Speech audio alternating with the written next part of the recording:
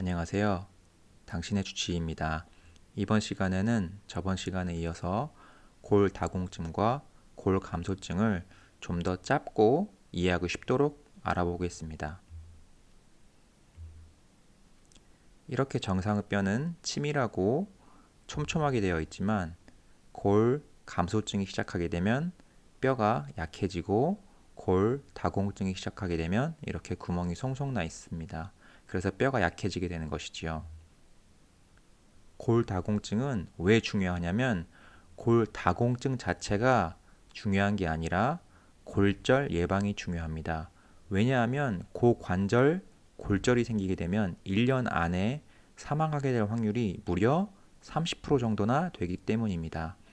척추 압박 골절은 1년에 150만 명, 그리고 고관절 골절은 1년에 무려 30만 명이 걸립니다. 물론 이것은 미국 기준입니다. 또한 고관절 골절은 71% 정도에서 여성 환자에게 생기고 남자에게 생길 경우에는 돌아가실 확률이 더 높다는 점이 있습니다. 척추 압박 골절은 고관절 골절보다 10배 더 흔합니다. 특히 이전에 골절이 있었던 분은 생기실 확률이 아주 높습니다. 특히 척추 압박 골절은 흉추 7번, 8번, 흉추 12번, 요추 1번에서 흔합니다. 엑스레이 사진을 찍어보면 4mm 정도 감소되었거나 또는 척추 전체 높이의 20% 정도가 감소된 걸 볼 수 있습니다.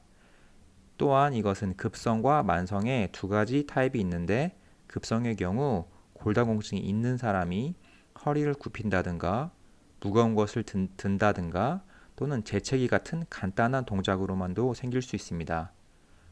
척추 압박 골절은 굉장히 아프기 때문에 정맥 주사 등의 진통제가 필요합니다. 심지어 이것으로 인한 우울증이 생기기도 할 정도입니다.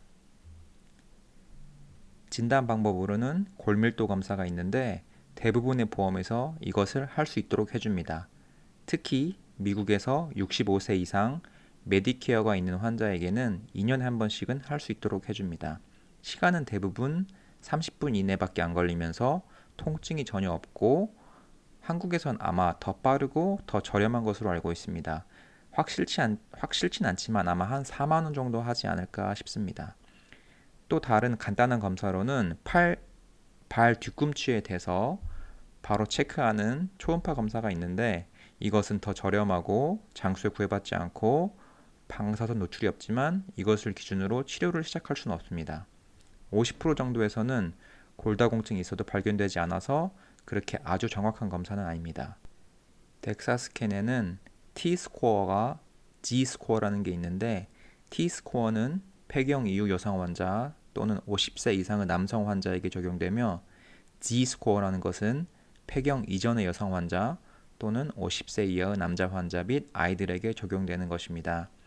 T-스코어가 마이너스 2.5점보다 낮으면 골다공증, 마이너스 1.0에서 마이너스 2.5 사이면 골다공증 전 단계, 즉 골감소증이라고 부릅니다. 이렇게 그래프가 보이는데 T스코어와 골절의 상관관계를 보여줍니다. 이 밑에 쪽의 가로축은 T스코어인데 가장 끝에 마이너스 3.5가 적혀 있고 이 회색 그래프는 얼만큼 골절이 생기는지를 보여줍니다. 즉 T스코어가 점점 낮아질수록 골절이 훨씬 더 많이 생기는 것입니다. 치료는 골다공증 전 단계는 약물 치료가 필요 없지만 생활 치료가 필요합니다. 즉 칼슘과 비타민 D를 많이 섭취하고 운동하기, 특히 달리기, 걷기, 춤추기, 등산, 테니스 같은 것들이 좋고 술, 담배는 끊으시는 게 좋습니다. 또 낙상 위험을 줄이는 운동 방법들이 필요합니다. 또한 골다공증 일으키는 약을 줄이거나 끊는 게 중요한데 먹는 스테로이드, 간질약 중 일부 또는 위장약, 특히 식도염약이나 위염약, 오메프라졸 같은 PPI 약을 끊는 것이 중요합니다. 내가 위장약을 먹는데 나는 성분을 잘 모르겠다 하시는 분들은 그 약 이름을 인터넷에 한번 쳐보시기 바랍니다. 또한 갑상선 약을 과다하게 쓸 경우 골다공증이 잘 생깁니다. 그래서 칼슘과 비타민 그리고 운동의 권고사항은 여성은 50세 이하에서는 1000mg, 51세 이상에서는 1200mg, 남성은 70세 이하에서는 1000mg, 71세 이상에서는 1200mg의 칼슘을 섭취하는 것이 중요하고, 비타민 D는 50세 이하에서는 남녀 상관없이 400에서 800 IU. IU라는 것은 인터내셔널 유닛인데 이것은 밀리그램과 좀 다릅니다. 즉, 약국에 가셔서 약병을 잘 보고 IU라고 적혀 있는 것을 찾으시면 됩니다. 51세 이상에서는 1000 IU를 드시면 됩니다. 운동은 일주일에 걷기 150분에서 300분 또는 일주일에 달리기 75분 이상을 하시면 되는데, 이 걷기라는 게 꼭 걷기만 하지 않아도 가벼운 운동, 즉 숨이 헉헉 차는 게 아니라 약간 숨이 가쁜 정도다 하면은 150분에서 300분 정도로 하시면 되고, 달리기, 즉 숨이 많이 찬 운동 정도는 75분 이상을 하는 게 좋습니다. 특히 최소 일주일에 2번 이상 근육 운동하는 것이 도움이 많이 됩니다. 우리가 잘 알고 있는 스쿼트 같은 운동은 상당히 도움이 됩니다. 그 다음으로는 낙상 위험 줄이는 게 중요합니다. 근육 운동 및 균형 잡기 운동 등이 포함된 낙상 위험 방지 운동 프로그램은 낙상 위험을 많이 줄여줍니다. 특히 미국에서는 여러분들이 필요한 것이 피지컬 테라피, 즉 물리치료입니다. 환자분이 낙상 위험이 있을 것이라고 판단되면 의사 선생님께서는 낙상 위험을 줄여주는 운동 프로그램을 처방할 수 있습니다. 타이치 같은 운동도 마찬가지인데 우리가 쉽게 생각하는 태극권 정도로 생각하시면 되겠습니다. 또한 집에서 유튜브 같은 것을 보고 운동해도 비슷한 효과를 볼 수 있습니다. 하지만 운동하는 중에 넘어지지 않도록 조심하는 것이 좋겠습니다. 약물 치료법은 여러 가지가 있는데 최소 11개월은 먹어야 효과가 볼 수 있습니다. 환자분들이 자주 질문을 하세요. 내가 이거 2-3번 먹었는데 이제 끊어도 되지 않나요? 라고 물어보시면 절대 그렇지 않고 최소 11개월은 먹어야 효과가 있습니다. 가장 많이 쓰시는 약들로는 알렌드로네이트, 이반드로네이트, 프롤리아가 있는데, 알렌드로네이트는 일주일에 한 번씩 먹는 약이고 이반드로네이트는 한 달에 한 번씩 먹는 약이고 프롤리아는 6개월에 한 번씩 맞는 주사제입니다. 약물 부작용으로는 비전형적 고관절 골절이 있는데 흔하지 않습니다. 100만 명 중 32명 정도, 턱골괴사증 역시 흔하지 않고 10만 명 중에 1명에서 10명 정도. 특히 턱골괴사증은 치아 치료 전 3개월 정도는 끊으셔야 합니다. 치과 선생님이랑 상담을 하시는 게 중요하겠고요. 여기 나오는 자료는 미국에서 가장 많이 쓰이는 약들인데 알렌드로네이트는 한 3불 정도 하고요. 3에서 5년 정도 쓰셨으면은 한 5년 정도는 쉬시는 게 좋습니다. 다시 시작하기 전에 5년 정도 쉬시는 게 좋단 말이고, 그 다음에 프롤리아는 한 1,500불 정도 하는데 대부분 보험에서 많이 커버를 해주기 때문에 이거보다는 저렴한 경우가 많습니다.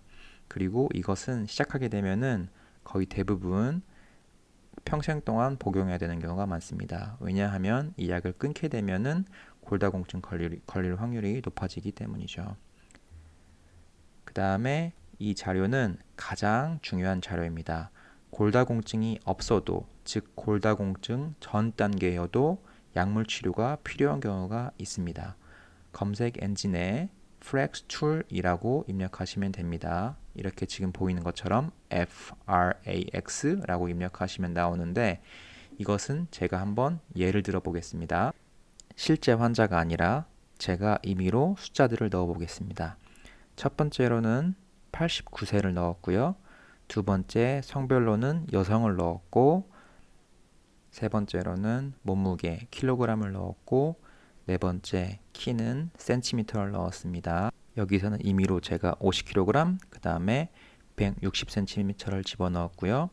다섯 번째, 이전에 골절 걸린 적이 있었느냐에 노를 넣었고, 부모님 중에 고관절 골절이 있었느냐에 노를 넣었고, 다음 질문인 일곱 번째, 현재 담배를 피느냐는 질문에는 역시 노를 넣었습니다.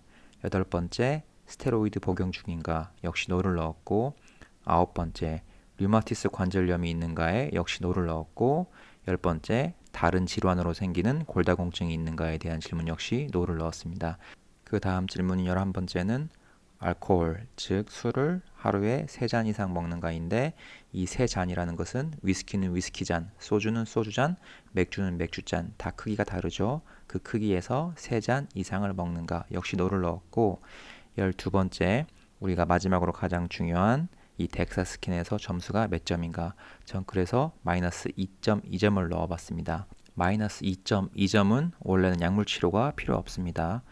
그래서 가장 마지막에 보이는 점수 두 가지가 제일 중요한데, 하나는 22 그리고 14라고 적혀 있죠. 22라는 것은 뭐냐면은 내가 앞으로 10년 이내에 어떠한 골절이 생길 확률이 22%라는 것이고, 밑에 14라는 것은 내가 앞으로 10년 이내에 고관절 골절이 생길 확률이 14%라는 것입니다. 그래서 이 플렉스 스코어를 토대로 골다공증 전 단계여도 치료하는 경우가 있습니다. 즉 다시 말해서 T스코어가 마이너스 1.0과 마이너스 2.5 사이에 있으면서 내가 10년 안에 고관절 골절이 걸릴 확률이 3% 이상, 또는 내가 10년 안에 골다공증으로 인해서 생길 골절 확률이 20% 이상이다. 그러면은 약을 시작하셔야 됩니다. 당연한 거지만 T스코어가 마이너스 2.5 이하여도 시작하셔야 되고, 고관절 골절 또는 척추 압박 골절 환자가 있으면은 반드시 치료를 시작하셔야 됩니다. 이렇게 간단하게 골다공증과 골다공증 전 단계에서 언제 치료가 필요한지 알아보았습니다. 감사합니다.